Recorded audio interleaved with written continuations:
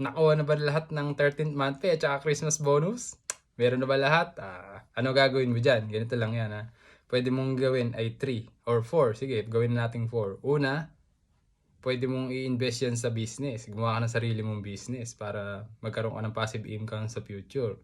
Next, pwede mo yan i-invest sa stocks, bonds, or kung ano man ang mga portfolio no, na digital. Susunod, pwede mo siyang ano sa real estate.